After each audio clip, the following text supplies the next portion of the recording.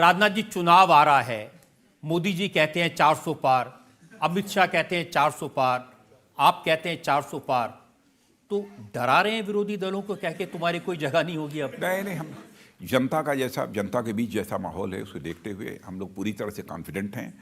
NDA को 400 से अधिक सीटों पर विजय प्राप्त होगी। और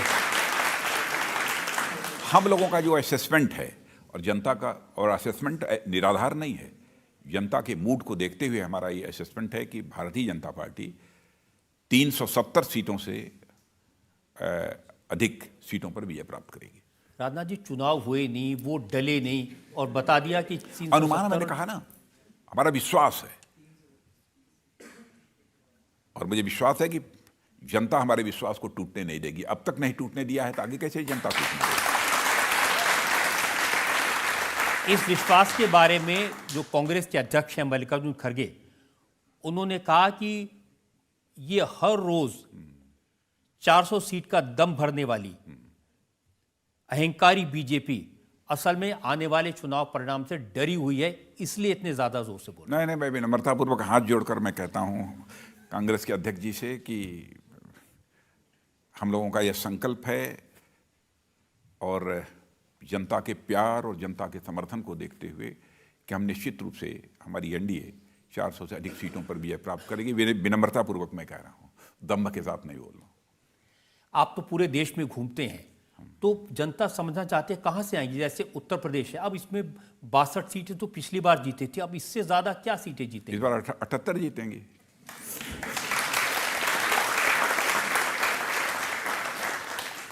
अब इस संभावना को भी नकारा नहीं जा सकता कि 80 भी हो सकती हैं। जब आप जाते हैं उत्तर प्रदेश में, लोगों से मिलते हैं, वहां से आपको ये आइडिया मिलता है, क्या कहते हैं लोग? सब मोदी मोदी मोदी मोदी कहते हैं और कुछ नहीं। इस समय की हालत तो यही है। अब देखिए, आंध्र प्रदेश जैसा एक राज्य है जहां बीजेपी की कोई सीट नहीं है, तो वहां भी लोग मोदी मोदी कह रहे हैं। नहीं, आंध्र प्रदेश में गया था, विशाखापट्टनम में वहाँ के इंटेलेक्चुअल्स का भी कार्यक्रम था, लगभग 1000 से अधिक इंटेलेक्चुअल्स थे। वहाँ की पब्लिक मीटिंग को भी मैंने एड्रेस किया था। अब मीटिंग को देखकर तो मैं कह सकता हूँ कि अनुकूलता है हम लोगों के लिए, लेकिन अच्छी खासी सीटों पर विजय हम लोगों को प्राप्त होगी। और इस बार टीडीपी के साथ हमारा अलायंस हुआ है, तो टारगेट तो हमारा यही है कि सभी सीटों पर हमको विजय प्राप्त हो, हमारे अलायंस को, हमारे गठबंधन को, जो टीडीपी के साथ है। कोशिश यही है। कामयाबी कितनी मिलती है वो तो भविष्य के गर्भ में छिपा हुआ है। और तमिलनाडु आपको मुश्किल लगता है, क्योंकि प्रधानमंत्री ने पिछले 10 साल में कई बार दौरा इतनी बार तो रजत जी मेरी पक्की मान लीजिए, अप्रत्याशित चुनाव परिणाम तमिलनाडु में आने जा रहे हैं। अप्रत्याशित, क्योंकि मैं जानता हूं कि भारतीय जनता पार्टी के बारे में जन सामान्य की धारणा है कि तमिलनाडु भारतीय जनता पार्टी के लिए बहुत ही कठिन है, लेकिन जिस तरीके से वहां की डीएमके के अतिरिक्त अन्य पॉलिटिकल पार्टीज का समर्थन यानी सहयोग प्राप्त हो रहा है, जिस तरीके का अलायंस बना है, और जनता में जिस तरीके की हमारी गवर्नमेंट को लेकर, हमारे प्राइम मिनिस्टर को लेकर जैसी धारणा बनी है, कुछ भी हो सकता है तमिलनाडु में। अब कोई कहता कि इस समय के आप कम से कम 4-5 सीटें प्राप्त करेंगे, कोई कहता कि साहब 10-12 भी सीटें प्राप्त कर सकते हैं। वो तमिलनाडु जहां बड़ी मुश्किल से एक आध सीट कभी मिली थी। हाँ, नहीं मिली थी, कन्याकुमारी की सीट हम जीतते रहे, लेकिन इस बार अप्रत्याशित चुनाव। राजनाथ जी, जो हम तमिलनाडु की राजनीति देखते हैं अब तक, वो है जो सनातन धर्म के खिलाफ है, जहां लोग ये कहते हैं कि सनातन को मूल से नष्ट कर देना चाहिए। डीएमके हो ही नहीं सकता। सनातन जो नित्य नूतन चिर पुरातन है, वही सनातन है। वो तो समाप्त हो ही नहीं सकता।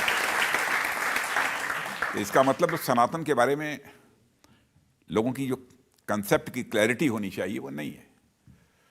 अब बिहार का अगर उदाहरण लें, बिहार में आरजेडी, कांग्रेस, सब दल ये मिलकर लड़ रहे हैं। हाँ, लेकिन तो उनसे चुनौती नहीं दिखती है। लेकिन मुझे लगता है वो लोग निराश होंगे।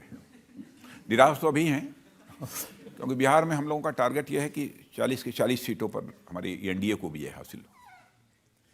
बिहार में गठबंधन अच्छा बना था, लेकिन आखिरी मिनट पे आपने नीतीश कुमार से पलटी मरवा दी। नहीं, उन्होंने भी, नीतीश कुमार जी भी भले आदमी हैं, सज्जन आदमी हैं, और देखिए कोई उनके पलटी मारने के बारे में चाहे जो कुछ भी कहे, लेकिन इतनी बात मैं दावे के साथ कह सकता हूं कि नीतीश कुमार जी की अन्य मामलों में लोग आलोचना करें, लेकिन पूरे राजनीतिक जीवन में एक व्यक्ति भी उंगली उठाकर उनके ऊपर भ्रष्टाचार का आरोप नहीं लगा सकता। तो ऐसा व्यक्ति हमारे यहां आता है तो हम तो उसका स्वागत करेंगे।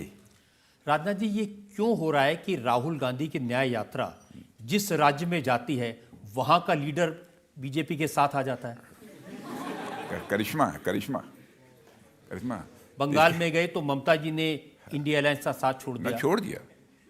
बिहार गए तो नीतीश जी छोड़ गए, नहीं तो और उनका दौरा कराइए, भारत जोड़ो यात्रा।